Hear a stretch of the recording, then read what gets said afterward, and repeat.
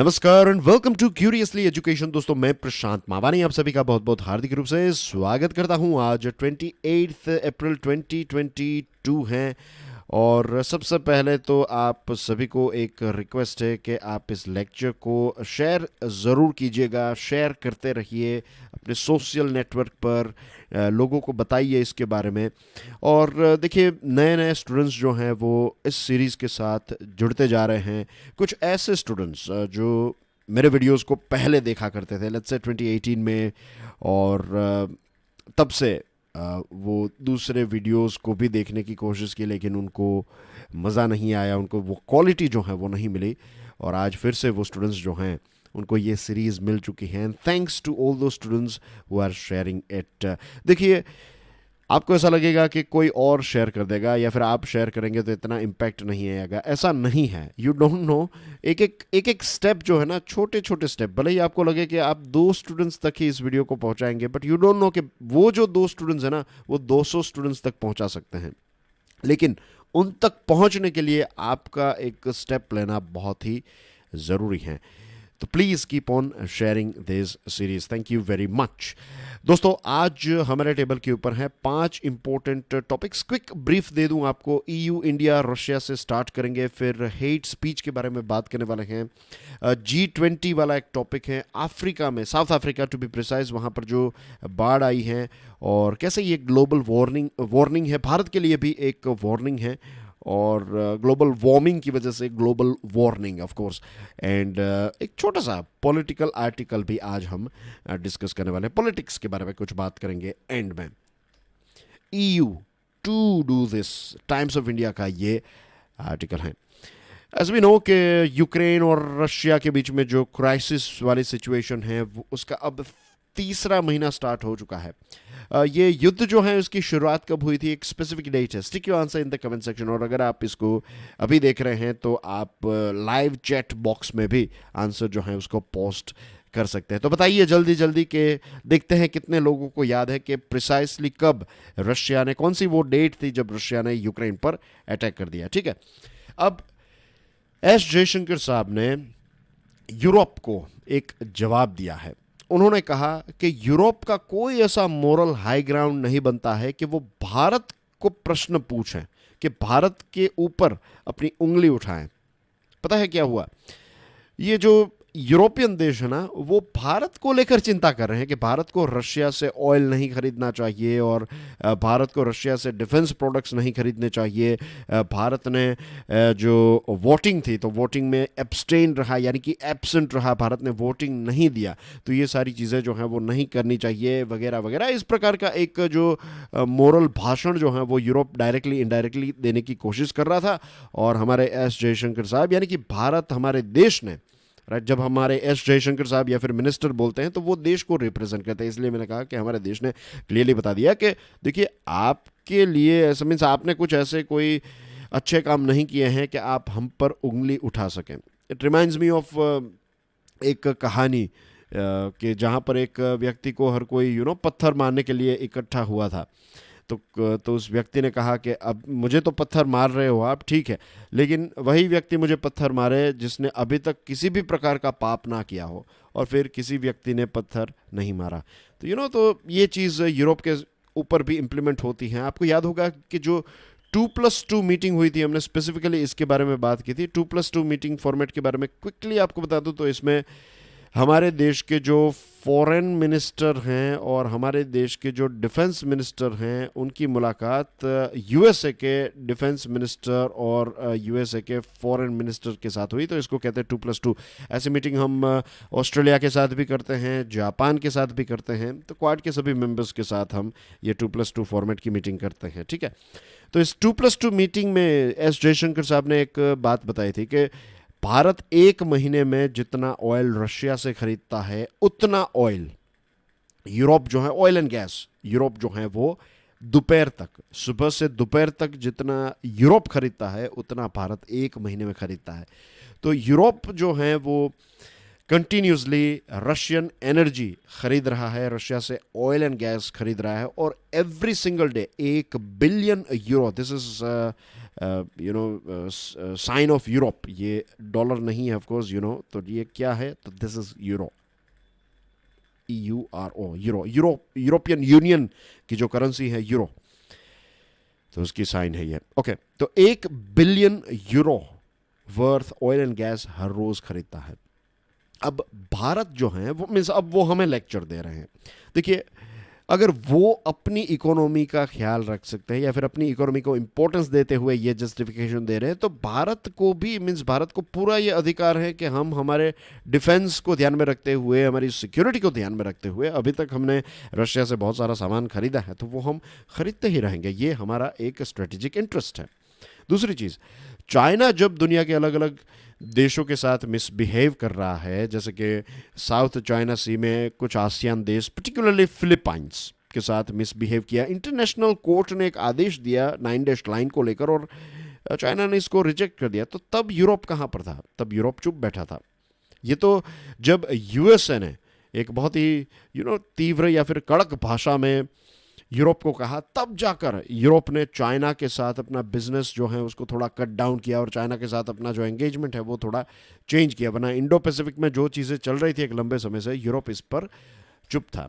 अब western world जो है वो रशिया को कॉर्नर करने की कोशिश कर रहा है, वो एक कोने में उसको घेरने की कोशिश कर रहा है। और you know it very well, जब आप किसी को घेरते हैं, चाहे वो बिल्ली हो चाहे रशिया हो, राइट, क्या आएगा रिजल्ट? रशिया अपना पूरा पावर फुल फ्लेज तरीके से रशिया जो है वो इस कॉर्नर में से निकलने की कोशिश करेगा और इसका डैमेज जो है वो पूरी दुनिया पर हमें देखने को मिलेगा।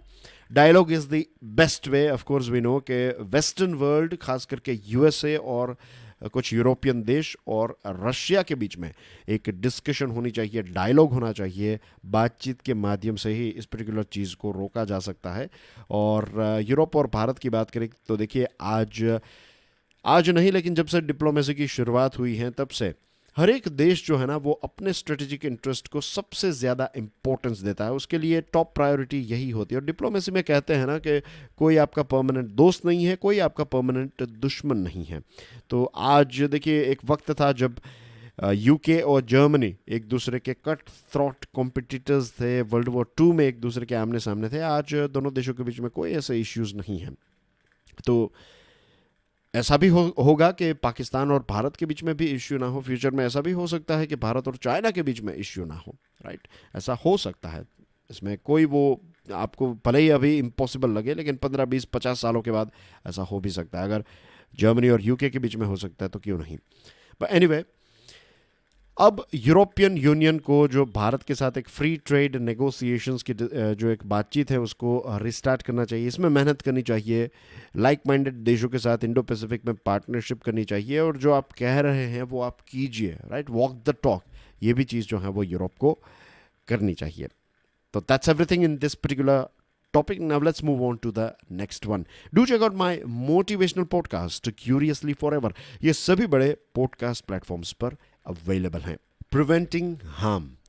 देखिए, अब अनफॉर्चुनेटली हमारे देश में एक चीज़ हमें जो देखने को मिल रही है वो ये है कि कंट्रोवर्शियल रिलीजियस फिगर्स, धर्म को रिप्रेजेंट करने वाले सो कॉल्ड फिगर्स जो हैं वो बहुत ही एक हेट स्पीच और बुली स्पीच और एक डिस्टर्बिंग पैटर्न हमारे देश में हमें देखने को मिल रही है। और यहाँ पर मैं किसी एक पर्टिकुलर धर्म की बात नहीं कर रहा हूँ। देखिए, ये लोग जो है ना, इस प्रकार के कंट्रोवर्शियल स्टेटमेंट्स देने वाले लोग जो हैं वो हम सभी को रिप्रेजेंट नहीं करते हैं, right, they are not representatives of all of us. और ये मैं सभी अलग अलग धर्मों के बारे में बात कर रहा हूँ कि कुछ ऐसे फिगर्स जो हैं वो कहेंगे कि हम मुसलमानों को रिप्रेजेंट करते हैं, कुछ कहेंगे कि हम हिंदू को रिप्रेजेंट करते हैं, कोई कहेगा कि मैं सिख को, पारसी को, जैन को, बुद्धिज़्म को, बुद्धिस्ट को, जो भी अलग अलग धर्म हमारे देश में प्रैक्टिस किए जाते हैं,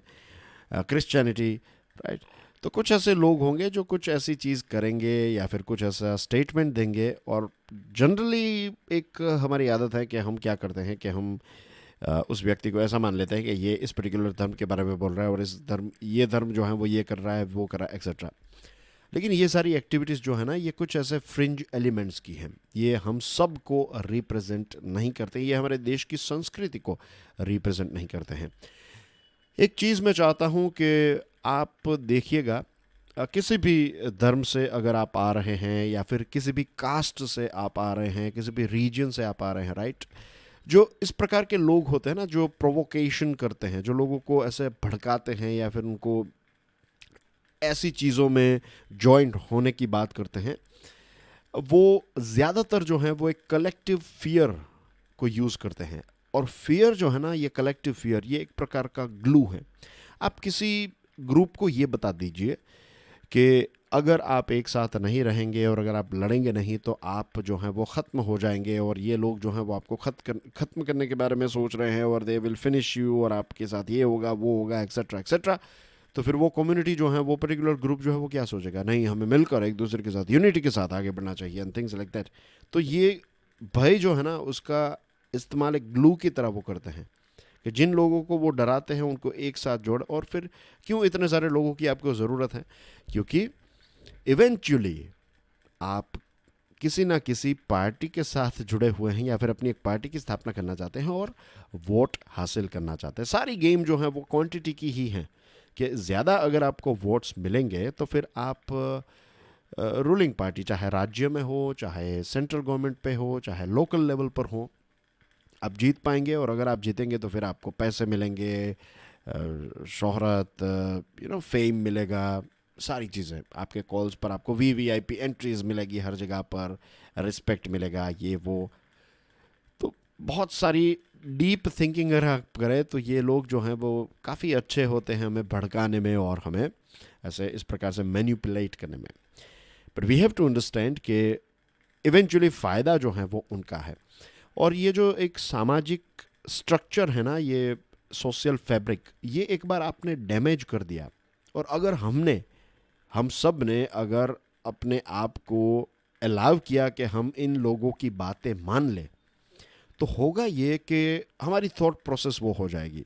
और ये जो कम्युनल हार्मनी है ना, जो हमने बात की थी टॉलरेंस और एक्सेप्टेंस की, जो एक हमारी संस्कृति है, ये चीज़ें, इन चीज़ों में दरारें होती जाएगी। और एक बार दरारें होने लगी, फिर हम स्टीरियोटाइप से ही चीज़ों को देखेंगे, फिर हमेशा हमें वही चीज़ नज़र आएगी कि नहीं नहीं, ये बात सच्ची है, ये लोग यही करते हैं, वो ही करते हैं, ये सारी चीज़ों में हम भी विश्वास करने लगेंगे, अपनी कॉमन सेंस का इस्तेमाल नहीं करेंगे, और फिर एक देश, एक समाज जो है वो और ज़्यादा कमज़ोर हो जाएगा इनफैक्ट।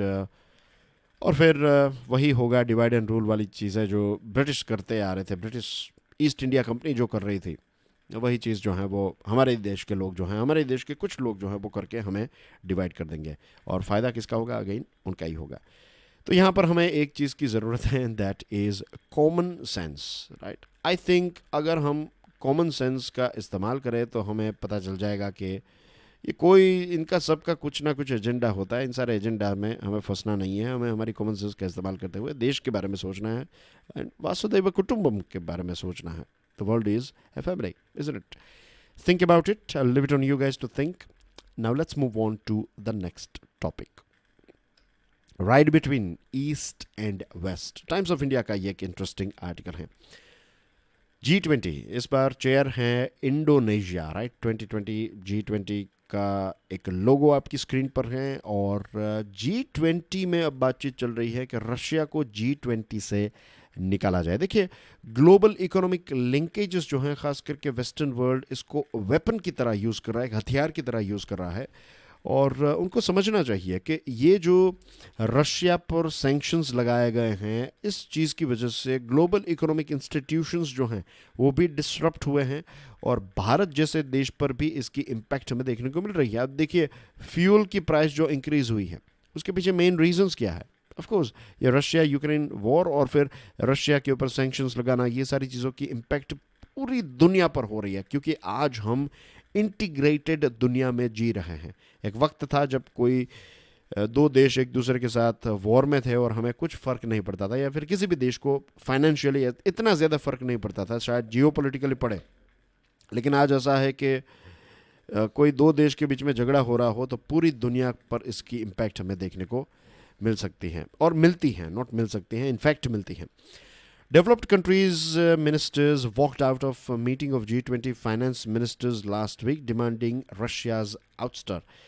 जो 20 देश हैं तो 20 देश में से 10 देश जो हैं वो बैठे रहे और 10 देश जो हैं वो चले गए.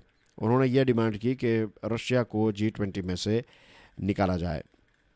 अब ये जो स्प्लिट हमें G20 में देखने को मिल रहा है, ये एक अफसोस की बात है, ये चिंता का विषय है. और G20 का जन्म क्यों हुआ था? G20 का जन्म हुआ था कि वो क्राइसिस को सॉल्व करें, ना कि क्राइसिस को पैदा करें. 1999 में जब एशियन फाइनेंशियल क्राइसिस हुई, अब उसकी डिटेल में नहीं जा रहे हैं, लेकिन एशिया में फाइनेंस को लेकर इश्यूज क्रिएट हुए थे, तो उस टाइम पर ये G20 के देश जो हैं उनके फाइनेंस मिनिस्टर्स मिले और फिर उन्होंने कुछ स्टेप्स उठाए और फाइनली ये एशियन फाइनेंशियल क्राइसिस जो है वो धीरे धीरे सॉल्व हो गया. फिर 2008 में जो एक फाइनेंशियल क्राइसिस, खास करके ट्रांस अटलांटिक फाइनेंशियल क्राइसिस जिसको कहते हैं, जो यूएसए में स्टार्ट हुई और फिर इसकी पूरी इम्पैक्ट जो है वो हमें यूरोप में देखने को मिली और फिर दुनिया के अलग अलग देशों में, ऑस्ट्रेलिया में भी इसकी इम्पैक्ट आई थी. ग्लोबल रिसेशन आ गया था.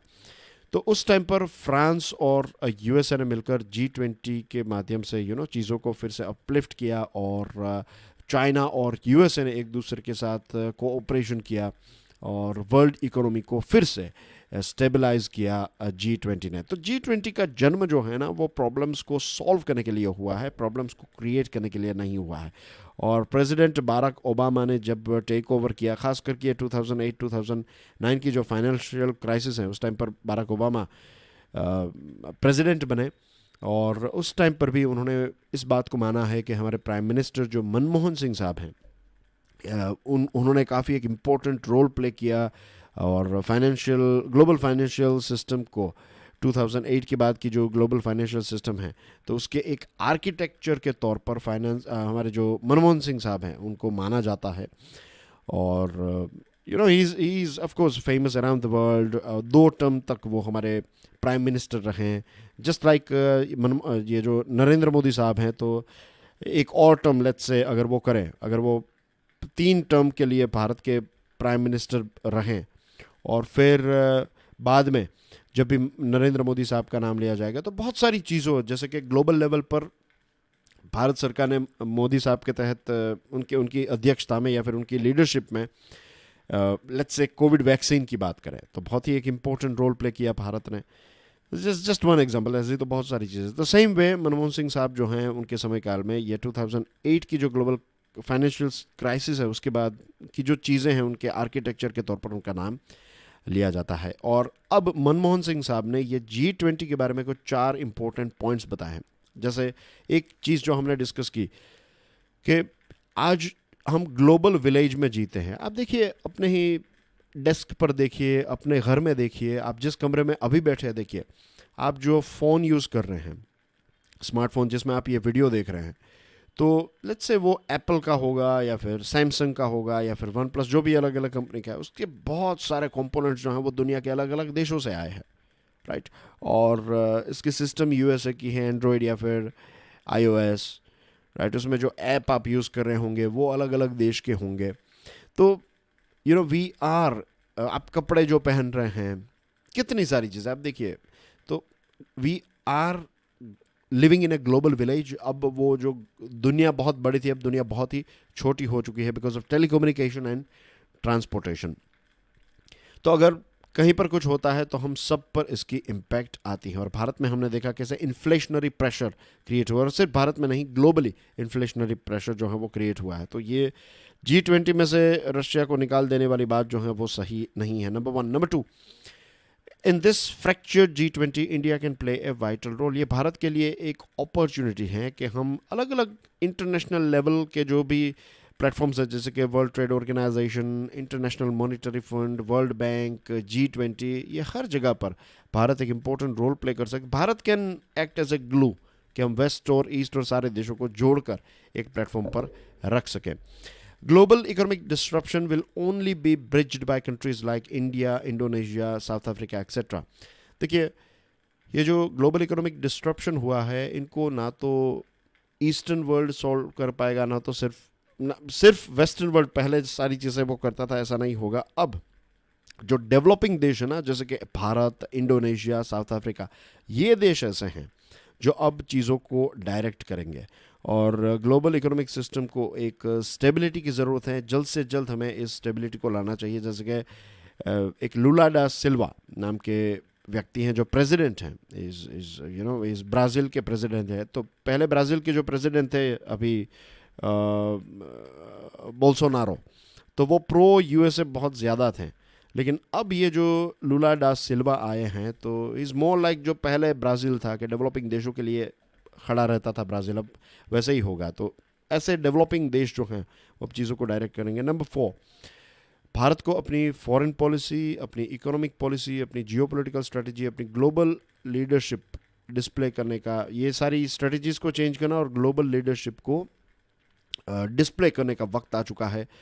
कल ही हम बात कर रहे थे ना कि स्कॉट मॉरिसन, सॉरी, वो प्राइम मिनिस्टर ऑफ ऑस्ट्रेलिया, मैं अभी नाम क्लिक नहीं हो रहा है, Scott Morrison is the current prime minister, Tony Abbott, right, Tony Abbott जो थे, तो उनका एक आर्टिकल हमने कल डिस्कस किया था और उन्होंने तो ये बताया कि भारत जो है इज़ इनफैक्ट है ग्लोबल लीडर।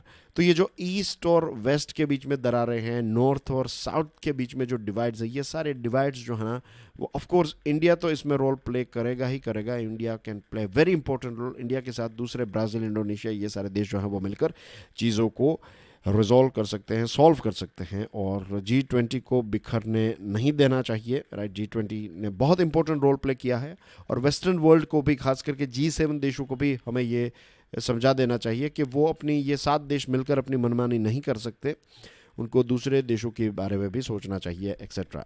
तो ये इसमें भारत एक रोल प्ले कर सकता है, ठीक है। So that's everything in this particular topic. South African floods, Indian express का ये आर्टिकल है, जो बड़ी बड़ी वार्निंग्स एक्सपर्ट्स ने दी हैं क्लाइमेट चेंज को लेकर। ये सारी चीज़ें जो पहले महाभारत और रामायण में देखते थे ना, वो आकाशवाणी होती थी और वो फिर हकीकत उसी प्रकार से, मीन्स वो, आई एम नॉट सेइंग कि आकाशवाणी जैसे कोई एविडेंस नहीं है, I am just giving you a reference, right, कि आकाशवाणी और इस प्रकार की चीज़ें जो माइथोलॉजी में हम देखते हैं, तो वैसे ही जो हमारे एक्सपर्ट्स हैं, क्लाइमेट चेंज के एक्सपर्ट्स, उन्होंने जो वार्निंग दी कि ऐसा होगा, वो होगा, एक्सेट्रा, ये सारी चीज़ें अब हकीकत हो रही है। दिस इज़ वेरी स्कैरी, ये बहुत ही एक अनफॉर्चुनेट चीज़ है।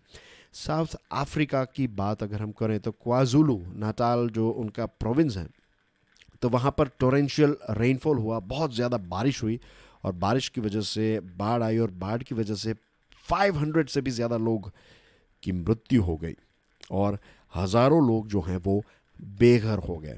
और डर्बन की बात करें तो हज़ारों ऐसे लोग हैं, 10,000 से भी ज़्यादा ऐसे लोग हैं जो अभी उनके पास पीने का पानी का एक्सेस नहीं है। और पानी के साथ जुड़े हुए जो डिज़ास्टर होते हैं ना, उसमें एक सेकंड इनिंग होती है। ये चीज़ आज समझ लीजिएगा, एक सेकंड इनिंग होती है कि लेट्स से सुनामी आई या फिर कहीं पर बाढ़ आ गई, कहीं पर बहुत ज़्यादा बारिश हो गई, तो वो बारिश और वो सारी चीज़ें ख़त्म हो जाएगी। उसके बाद सेकंड इनिंग में क्या होगा, इन्फेक्शियस डिजीज़ का आउटब्रेक होगा, वाटरबोर्न डिजीज़ और इस प्रकार के इन्फेक्शियस डिजीज़। तो अब वहाँ पर इन्फेक्शन डिजीज़ का आउटब्रेक होने के भी चांसेस हैं। और साउथ अफ्रीका की वेदर पैटर्न, अब डिटेल में आपको एग्जामिनेशन में साउथ अफ्रीका की वेदर पैटर्न नहीं पूछी जाएगी, लेकिन अब समझ लीजिए कि इंटेंस रेनफॉल जो है वहाँ की स्प्रिंग और अर्ली समर में होते ही हैं। और अप्रैल से मई महीने का जो समय होता है ना, तो वहाँ पर लो प्रेशर सिस्टम क्रिएट होती हैं और वेस्टर्लीज जो हैं, तो ये कोल्ड एयर सिस्टम यहाँ पर डेवलप होती हैं और फिर बारिश जो है मीन्स मौसम ख़राब हो जाता है बेसिकली। अब 2019 में जो फ्लैश फ्लड हुआ था डर्बन में, तो उस टाइम पर 85 लोगों की मृत्यु हो गई थी। और अभी वहाँ पर ये जो क्वाजुलू नाटाल जो हैं, तो इस प्रोविंस में 36 आवर्स में कितनी बारिश हुई पता है? एक साल में जितनी बारिश होती है उतनी 36 आवर्स में हो गई, 1.5 दिन में इतनी बारिश हो गई। तो क्लाइमेट के बारे में अभी जो चीज़ हो रही है वो ये है कि क्योंकि टेम्परेचर इंक्रीज़ हो रहा है बिकॉज ऑफ ग्लोबल वार्मिंग, तो आपका जो ओशन है, आपके जो सी हैं, तो उसका टेम्परेचर भी इंक्रीज़ हो रहा है। तो उसकी वजह से ज़्यादा मॉइस्चर जो है वो इवोपरेट, ज़्यादा पानी जो है वो इवोपरेट होता है और जो एयर है वो गर्म होती है तो उसकी मॉइस्चर कैरिंग कैपेसिटी बढ़ जाती है, और ऊपर से पानी गर्म है तो वो भी इवोपरेट हो रहा है, तो वो ज़्यादा मॉइस्चर रिलीज़ कर रहा है, तो ज़्यादा मॉइस्चर जा रहा है ऊपर, एयर की कैपेसिटी ज़्यादा, तो अब एयर जो है वो ज़्यादा मॉइस्चर कैरी करती है और फिर इंटेंस रेनफॉल होता है। ये एक बहुत ही बेसिक चीज़ है ना, तो ये समझ लेना, बेसिक चीज़ पर आपको प्रश्न पूछा जा सकता है। दूसरी चीज़ जो मुंबई में हुआ था वही चीज़ डर्बन में हुई, ड्रेनेज सिस्टम। आज से I think it was in 2015, I think 2015 या फिर 2016, 2015-2016 के आसपास की बात है, जब मुंबई में बहुत ज़्यादा बाढ़ आई थी। और उसके पीछे एक तो जियोग्राफिकल रीजंस थे कि बहुत ज़्यादा बारिश हुई, नंबर वन। नंबर टू ये था कि हाई टाइड का समय था, और नंबर थ्री ये कि उनकी जो ड्रेनेज सिस्टम है वो प्लास्टिक और इन सारी चीज़ों की वजह से ब्लॉक्ड थी, तो पानी जो है वो निकल नहीं पाया। ये जो मुंबई है वो एक प्रकार का एक पॉन्ड बन गया। तो same things happened in Durban as well, कि वहाँ पर जो उनकी जो ड्रेनेज सिस्टम है वो बहुत ही पुरानी है, तो इस प्रकार का रिलेंटलेस डाउनपोर जो है वो हैंडल करने की कैपेसिटी उनकी नहीं है। और साउथ अफ्रीका में जो चीज़ हुई वो चीज़ हर जगह पर होती है कि सबसे ज़्यादा अफेक्ट जो कोई होता है तो वो होते हैं गरीब लोग, राइट। और वहाँ पर जो इनफॉर्मल सेटलमेंट्स हैं, झुग्गी झोपड़ियाँ जैसी चीज़ें हैं, तो वहाँ पर सबसे ज़्यादा नुकसान हुआ है। तो अब हमें चाहिए कि एक तो जो गरीब लोग, जो ऐसा ऐसा रीजन है जहाँ पर ऐसे कच्चे मकान हैं, तो उनको प्रॉपर इंफ्रास्ट्रक्चर प्रोवाइड करना, नंबर वन। नंबर टू कि वार्निंग सिस्टम को इम्प्रूव करना और लोगों की कैपेसिटी इंक्रीज़ करना। और वो लोगों की कैपेसिटी इन द सेंस कि ये जो ड्रेनेज सिस्टम, ये सारी चीज़ें जो हैं वो हमें सॉल्व करनी पड़ेगी। और ऑफ कोर्स क्लाइमेट चेंज को मिटिगेट करने के लिए जो स्टेप्स हम उठा सकते हैं, not just as an individual but as a nation, as a world, वो हमें उठाने चाहिए। क्योंकि ये चीज़ ऐसा नहीं है कि कहीं और हो रही है, ये मेरे और आपके साथ कभी भी ये चीज़ हो सकती है, राइट। तो इतना रिस्की अब हो चुका है हमारा नॉर्मल जीवन, तो we need to focus on adaptation strategies. Good bye PK. PK यानी कि प्रशांत किशोर, जो आपने नाम सुना होगा, एक स्ट्रेटजिस्ट हैं, पोल स्ट्रेटजिस्ट, और काफ़ी फेमस है हमारे देश में। लोकसभा का इलेक्शन होने वाला है 2024 में। I am going to be very quick here, ये एक पॉलिटिकल आर्टिकल है लेकिन थोड़ा बहुत हमें पता होना चाहिए। देखिए, मोस्ट इंपॉर्टेंट चीज़ जो है वो ये है, राइट, कि 2024 में जो लोकसभा इलेक्शंस होने वाले हैं उसकी तैयारी अब स्टार्ट हो चुकी है। अलग अलग पॉलिटिकल पार्टीज़ ने इसकी तैयारी स्टार्ट कर दी है। और यहाँ पर प्रशांत किशोर जो हैं वो कांग्रेस को ज्वाइन करने वाले थे, अब उन्होंने बताया कि वो ज्वाइन नहीं करेंगे। और अब जो भी हुआ उसकी डिटेल्स में नहीं जा रहे हैं, लेकिन he was going to be like a change agent, एक चेंज एजेंट के तौर पर वो आने वाले थे। कई बार क्या होता है कि आप इतने यूज टू हो जाते हैं कि आपको प्रॉब्लम्स जो हैं वो नज़र ही नहीं आते हैं। फिर बाहर से कोई व्यक्ति आता है, और चेंज मैनेजर्स होते हैं, चेंज एजेंट होते हैं, तो उनको हायर किया जाता है। और जब वो आते हैं, क्योंकि वो बाहर से चीज़ों को देख रहे हैं, उनको प्रॉब्लम्स नज़र आते हैं। उनके पास ऑफ कोर्स एक एक्सपर्ट नॉलेज भी होती है, लेकिन उनको प्रॉब्लम्स नज़र आते हैं और फिर वो आपको सजेशंस देते हैं। तो उनको जो एक फ्री हैंड चाहिए था, उनको चीज़ों को अपने हिसाब से करना था। कांग्रेस ने कहा कि नहीं, ऐसा नहीं हो सकता, हमें अपने हिसाब से, हमारे हिसाब से आपको काम करना पड़ेगा। तो फिर जो भी फाइनल डिस्कशन ये हुई कि फिर प्रशांत किशोर जो हैं वो अब कांग्रेस को ज्वाइन नहीं करेंगे। और रही बात कांग्रेस की, तो देखिए, एक ऑपोजिशन स्ट्रॉन्ग ना होना, तो उसकी इम्पैक्ट, उसकी खामी जो है वो हमें नज़र आती हैं। जैसे जब कांग्रेस रूल करता था, यूपीए की सरकार थी, तो बीजेपी या फिर एनडीए जो है वो एक बहुत ही स्ट्रॉन्ग ऑपोजिशन के तौर पर काम करता था। लेकिन अब हमारे देश में थोड़ा ऑपोजिशन वीक हो चुका है और सरकार को कहीं ना कहीं एक फ्री हैंड मिल चुका है, तो that is also not right. But anyway, let's hope के जितनी स्ट्रॉन्ग हमारी सरकार बने उतनी ही स्ट्रॉन्ग हमारे ऑपोजिशन रहे। This is best for democracy. अब कांग्रेस को क्या करना चाहिए, क्या नहीं करना चाहिए, उनको पता है, राइट, वो जाने। But this is something that we need to understand कि अब 2024 की इलेक्शन की शुरुआत हो चुकी है, तो अब आपको बहुत सारे आर्टिकल्स और एक पूरा एक फेज जो है ना वो आपको देखने को मिलेगा कि अब धीरे धीरे कैंपेन्स बढ़ेंगे। तो ये सारी चीज़ों को आपको एज ए सिटीज़न चीज़ों को ऑब्जर्व करना है, राइट। ऑब्जर्वेशन भी एक पढ़ाई का तरीका है, अपने आप को नॉलेजेबल बनाने का तरीका है, अपने आप को और ज़्यादा एक्सपांड करने का तरीका है। सारी चीज़ें आप पढ़कर ही सीख नहीं सकते, ऑब्जर्वेशन बहुत ही इंपॉर्टेंट है, राइट। तो keep observing things in your locality, in your state as well as in our country. ठीक है, तो that's everything in today's discussion. और ये रहा आज का एक प्रश्न कि किस राज्य के चीफ मिनिस्टर ने, कौन सा चीफ मिनिस्टर ने अपने अलग अलग जो भी अपने मिनिस्टर्स हैं उनको और पब्लिक सर्वेंट्स जो हैं उनको ये कहा है कि आपकी जो भी प्रॉपर्टीज़ हैं, जो भी एसेट्स हैं, वो आप डिक्लेयर कर दीजिए, बताइए कि आपके पास कितने पैसे हैं। राइट, तो ये किसने कहा है, ये आपको कमेंट सेक्शन में प्रोवाइड करना है आंसर। एक प्रश्न मैंने ऑलरेडी स्टार्टिंग में आपको पूछ लिया था, उसका आंसर भी आपको कमेंट सेक्शन में ही देना है। एंड प्लीज़ रिमेंबर कि आप इस लेक्चर को again I would like to say थोड़े आप पक चुके होंगे कि सर एक ही बात बार बार कह रहे हैं, बट ऐसा नहीं है। मुझे पता है कि अगर मैं हर रोज़ भी ये बात कहूँ तो भी 100 में से मुझे लगता है 100 में से 15 स्टूडेंट ही ऐसे होंगे जो चीज़ों को फॉलो करेंगे। बाकी के लोग जो हैं वो, ऐसा नहीं है कि वो लोग बुरे हैं, लेकिन वो एक ह्यूमन नेचर है कि यार 15 कर रहे हैं, कोई और शेयर कर रहा है ना, ठीक है वो कर रहे हैं, मुझे शेयर नहीं करना है सर, सॉरी। वो मन में ही कह देंगे कि चलो छोड़ो, कोई बात नहीं। अब मैं सोशल मीडिया यूज़ नहीं करता हूँ, ऐसा नहीं करता हूँ, ऐसा मैं जब भी किसी से मिलूँगा तब उनसे बात करूँगा, तो they are not wrong. But ये 15 लोग जो है ना, ये 15-16 हो जाए, ये कोशिश है मेरी। So anyway that's everything and I have some exciting topics. मैं इंटरेस्टिंग टॉपिक्स आज लेकर आने वाला हूँ, और फाइनेंशियल न्यूज़ भी आएगा, कुछ रील्स भी आएगी, कुछ शॉर्ट्स भी आएंगे। राइट, तो बताइए रील्स और शॉर्ट्स आपको पसंद आ रहे हैं ना? ये मेरी कोशिश रहती है कि मोटिवेशनल और अब धीरे धीरे कुछ करंट के कुछ ऐसे टॉपिक्स हैं ना, उसकी भी रील्स और शॉर्ट्स लेकर मैं आपके लिए आने वाला हूँ। See you soon, God bless you all, stay curious, जय हिंद।